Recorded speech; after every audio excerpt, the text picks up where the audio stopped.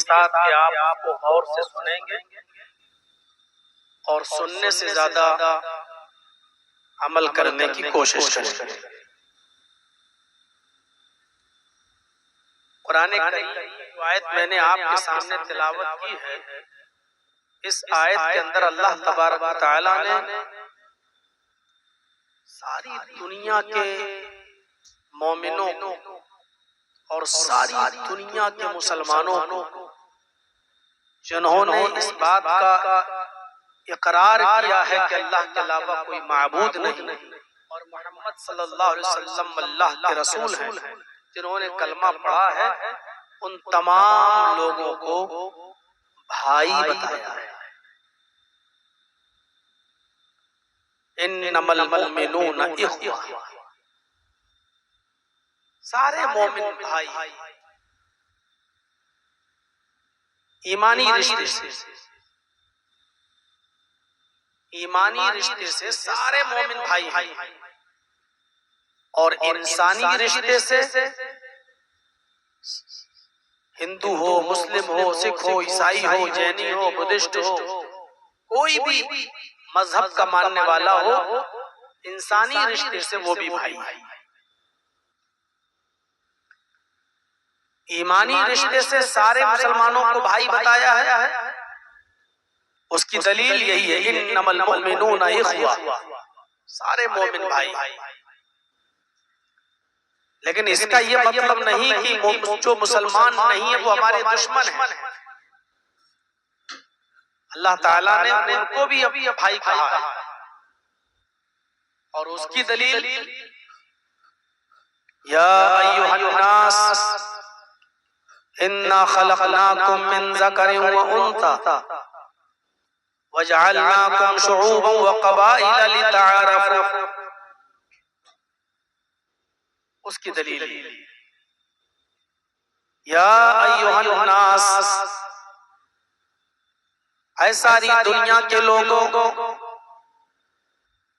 इन्ना खलक़नाकुम मिन ज़करिन व उन्सा, हमने तुमको एक मर्द से और एक औरत से पैदा किया है। तुम्हारा बाप भी एक है, तुम्हारी माँ भी एक है, तुम सब आदम की औलाद हो, तुम सब हव्वा की औलाद हो। सारी दुनिया के इंसानों को ये बताया है कि तुम्हारा बाप एक ही है, तुम्हारी माँ एक है, और जब बाप एक है, माँ एक है, तो इसका मतलब ये हुआ कि वो भी हमारे भाई। या अय्युहन्नास इन्ना खलक़नाकुम मिन ज़करिन व उन्सा वजअलनाकुम शुऊबन व क़बाइला लितआरफ़ू, हमने तुम्हें कबीलों में बांट दिया है, बिरादरियों में बांट दिया है, तुम्हारी जातें बनाई, तुम्हारी बिरादरियां बनाई, तुम्हें मुख्तलिफ शोबों में, मुख्तलिफ कबीलों में तुम्हें तक़सीम किया। लेकिन कोई कबीला, कोई कौम किसी से बड़ी होने का दावा न करे, कोई किसी से बड़ा नहीं, कोई किसी से ऊंचा नहीं, कोई किसी से नीचा नहीं, कोई किसी से छोटा नहीं, कोई किसी से बड़ा नहीं है, कोई किसी से छोटा भी नहीं है, सब बराबर है। हमने ये तुम्हें बिरादरियों में, कबीलों में जो बांटा है, वो इसलिए बांटा ताकि तुम्हारी शनाख्त की जा सके, तुम्हें पहचाना जा सके, लितआरफ़ू, ताकि तुम एक दूसरे को पहचान सको, एक दूसरे की शनाख्त कर सको। छोटा नहीं है, हाँ, अल्लाह की नजर में बुजुर्ग वो है, अल्लाह की नजर में बड़ा वो है।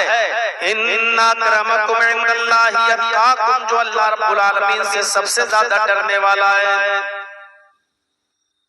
इस आयत में हमें ये बताया है कि इंसान होने के एतबार से सब भाई भाई भाई, लेकिन ईमानी रिश्ते से जो भाई होता है वो आपके हुस्न सुलूक का ज्यादा मुस्तहिक है। आपका अपना बेटा, जो आपका बेटा है, आप उसके ऊपर जो खर्च करेंगे, आप उसके साथ जो रियायत करेंगे, आप अपनी औलाद के साथ जो बर्ताव, जो सलूक करेंगे, वो अपने पड़ोस के बेटे के साथ नहीं करेंगे, वो अपने खाला के बेटे के साथ, अपने चाचा के बेटे के साथ वो मामला आप नहीं अदा करेंगे। जो आपका अपना हकीकी और सगा बेटा है, जो रियायत आप उसके साथ करेंगे। आपके पड़ोस में रहने वाला एक गरीब बच्चा है, उसका बाप बहुत गरीब है, बीमार हो जाए, हॉस्पिटल में एडमिट हो जाए, आप उसकी पैसों से मदद कर सकते हो, हॉस्पिटल में देखने जा सकते हो, आधा घंटा 1 घंटा उसके पास बैठ सकते हो, 2, 4, 5, 10 हजार रुपए से आप उसकी मदद कर सकते हो। इतना ही करेंगे क्योंकि वो आपका अपना बेटा नहीं। लेकिन आपका अपना बेटा अगर बीमार हो जाए तो आप सरकारी ड्यूटी भी छोड़ेंगे, आपका कारोबार होगा तो आप कारोबार भी छोड़ेंगे, आप अपनी तिजोरी का मुंह खोल देंगे। 10,000 क्या, अगर 1 लाख की खर्च हो रहा हो तो आप करेंगे और अपने बेटे की जान बचाएंगे। दूसरे की औलाद को आप आधा 1 घंटा देंगे, लेकिन आपकी अपनी औलाद हॉस्पिटल में एडमिट है तो आप उसको 24 घंटा देंगे।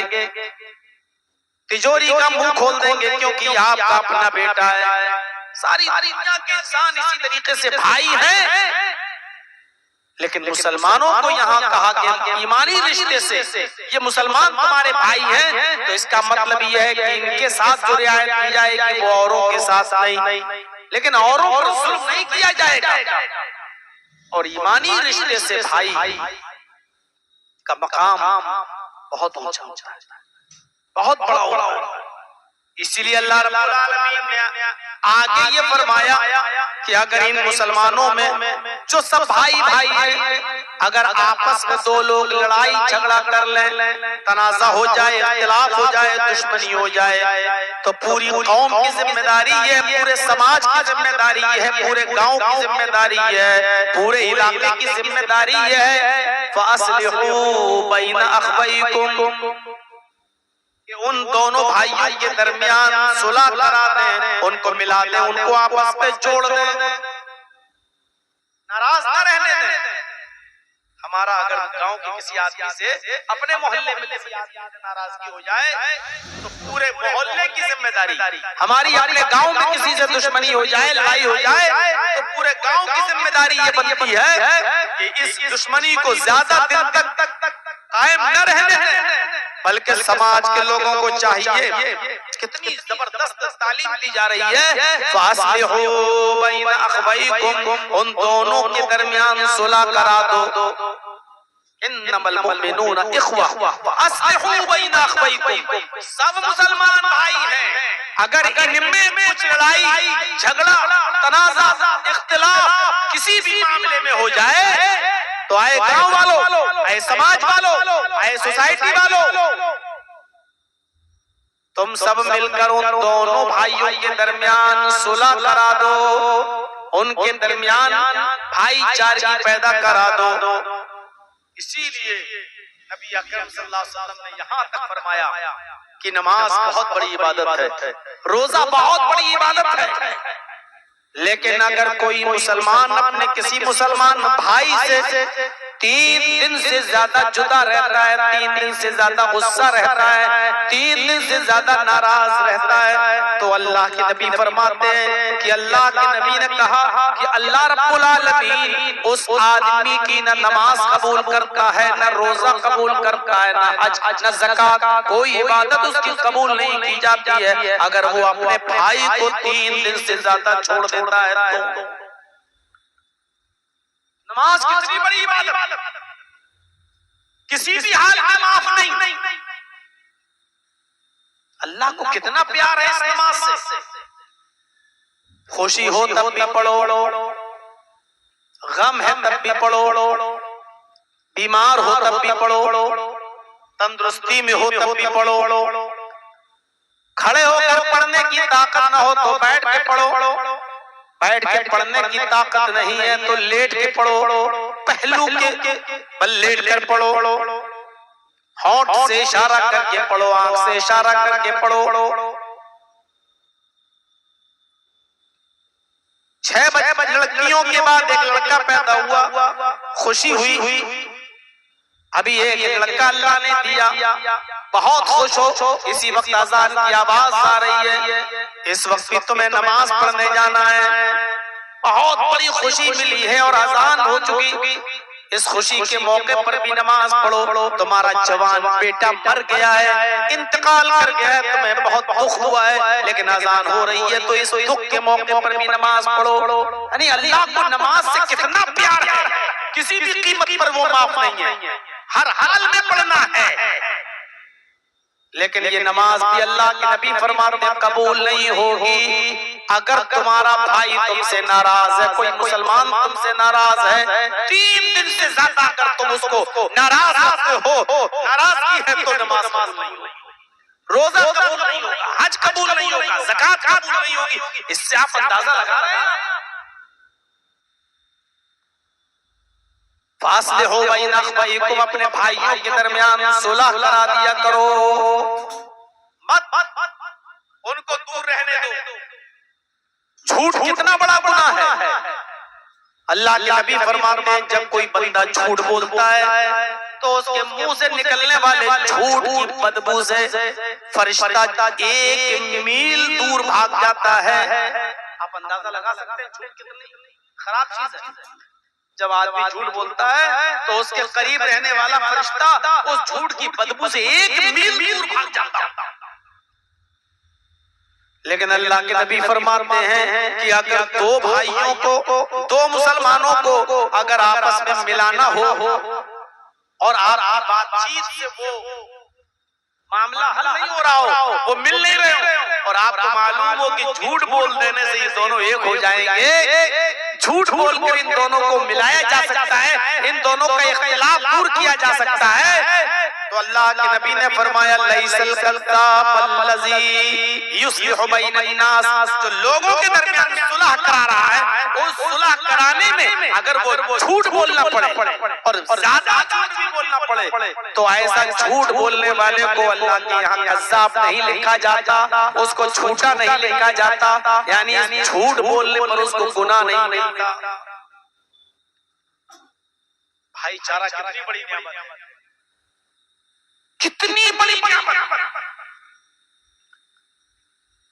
इस्लाम के आने से पहले हालात कितने खराब थे, एक रोटी और एक बोटी के पीछे लोग एक दूसरे को कत्ल कर दिया करते थे। एक आदमी की बकरी दूसरे आदमी के खेत में चली गई और थोड़ी सी घास खा ली, वो आया तेरी बकरी ने मेरे खेत में आकर घास खा ली है। बकरी के मालिक ने कहा तो क्या हुआ, जानवर है खा लिया तो खा लिया, अच्छा मुझसे ज़बान चलाता है। इस बात को लेकर दोनों में लड़ाई होती है, फिर ये लड़ाई कबीलों में बढ़ जाती है, कबीलों तक पहुंच जाती है, फिर दोनों कबीलों के दरमियान ये लड़ाई चलती है। आपको अंदाजा होगा एक बकरी के खेत में चारा खा लेने की वजह से, थोड़ी सी घास खा लेने की वजह से ये लड़ाई दोनों कबीलों के दरमियान चली तो 27 साल तक चलती रही, 27 साल तक। इतनी सी बात पर 27 साल तक जंग होती रही। दोनों तरफ से मरने वालों की तादाद जब गिनी गई तो 27 साल में दोनों तरफ से मरने वालों की गिनती 40,000 तक पहुंच गई, फिर भी जंग बंद नहीं हुई। कितना सफाकाना माहौल था, वहशियाना माहौल था, खून की कोई कीमत नहीं थी। लेकिन जब अल्लाह के नबी जनाब मोहम्मद रसूलुल्लाह सल्लल्लाहु अलैहि वसल्लम नबी बनकर आए, आपने भाईचारे की दावत दी। यही लड़ने वाली कौम जब इस्लाम के साए में आई तो इतनी ज्यादा भाईचारे की पाबंद हो गई कि जंग यरमूक के अंदर कुछ लोग कुछ सहाबा जख्मी हो गए, जमीन पर लेट गए, लड़ने की ताकत नहीं, जिस्म से खून ही खून टपक रहा है। एक शख्स अपने भाई को पानी पिलाने के लिए जा रहा, पानी का प्याला उसके हाथ में, उसने अपने भाई को उठाया और पानी पिलाना चाहता है, लो मेरे भाई जख्मी हो गए हो जंग में, पानी पियो। सहारा देकर उठाता, पानी पिलाता है।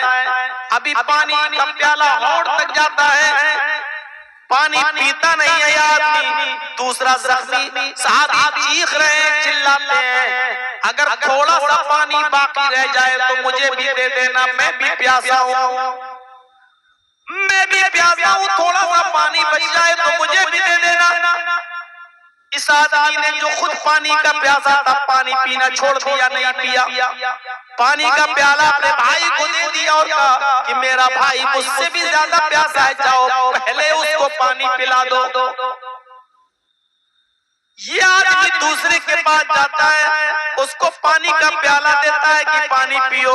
ये अपने मुंह तक ले जाता है कि तीसरा चीखता है, थोड़ा सा पानी बच जाए तो मुझे भी दे देना, मैं भी प्यासा हूँ। इस आदमी ने भी पानी छोड़ दिया और तीसरे के पास रेफर कर दिया कि ये पानी उसको दे दो, मेरा भाई मुझसे भी ज्यादा प्यासा है।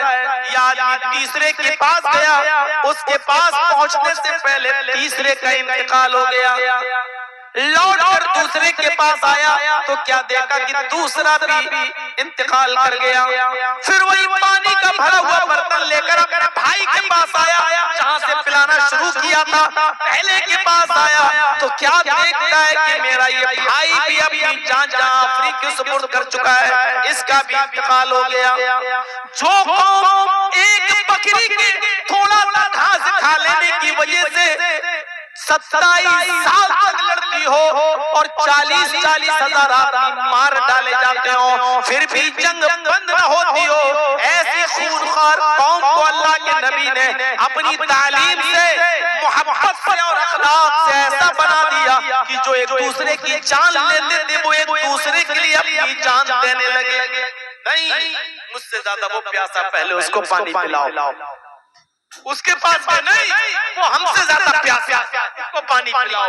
उसके पास पानी लेके पहुंच गए। उस तीसरा जैसे ही उसको बैठे पानी पिलाने के लिए, उसका इंतकाल हो गया। गौर करो, एक दूसरे ने एक दूसरे के लिए अपनी जान दी थी। ये मोहब्बत इस्लाम ने पैदा की। इसी का जिक्र कुरान में अल्लाह रब्बुल आलमीन ने कुछ इस तरह किया है, वज़कुरू निअमतल्लाहि अलैकुम इज़ कुंतुम अदाअन फ़अल्लफ़ बैन क़ुलूबिकुम फ़अस्बहतुम बिनिअमतिही इख़वाना। अल्लाह की उस नेमत को याद करो जो उसने तुम पर बरसाई है कि तुम आपस में एक दूसरे के दुश्मन थे। इस कुंतुम अदाअन, जब आपस में तुम एक दूसरे के दुश्मन थे, एक दूसरे की गर्दनें उड़ा दिया करते थे, एक दूसरे को कत्ल कर दिया करते थे, एक दूसरे को मार दिया करते थे, एक दूसरे के खून के प्यासे थे। फ़अल्लफ़ बैन क़ुलूबिकुम, तो अल्लाह ने तुम्हारे दिलों में मोहब्बत पैदा कर दी, तुम्हारे दिलों में उल्फत डाल दी। फ़अस्बहतुम बिनिअमतिही इख़वाना, तो तुम अल्लाह की नेमत से, मुहम्मदुर रसूलुल्लाह की आमद से और इस्लाम के आ जाने से तुम आपस में भाई बन गए, भाई बना दिया, भाई। तालीम भी दी तो ऐसी दी जो अपने लिए पसंद करो वो अपने भाई के लिए पसंद करो। इस तालीम में क्या है, जो तुम अपने लिए पसंद करते हो वही अपने मुसलमान भाई के लिए पसंद। यहाँ तो ये हाल है कि जर्जी साहब अगर चाय की दुकान खोल लें और 15-20 दिन में अच्छी चलने लगे, लोग कस्टमर आने लगे और हमारी चाय के चर्चे होने लगे, तो हमारे गांव के किसी आदमी को मेरी ये खुशी देखी नहीं जाएगी और मेरे बगल में अपनी चाय की दुकान खोल। अगर मैं कपड़े की दुकान पर बैठकर कपड़ा बेच रहा हूं तो हमारे गांव के किसी आदमी को ये खुशी देखी नहीं जाएगी, ये कमा रहा है। इसका मतलब ये है कि हम भी कपड़े की दुकान इसके बगल में खोलें का दौर है। ये सूरत हाल पैदा हो गई है आज हमारी। क्या आप पसंद करते हैं कि आप जहां दुकान खोले वहां आपके बगल में कोई दूसरा खोले। जब आप ये पसंद नहीं करते तो आपको ये कैसे गवारा है कि उसकी चाय की दुकान चल रही है, हम बगल में चाय की दुकान खोल।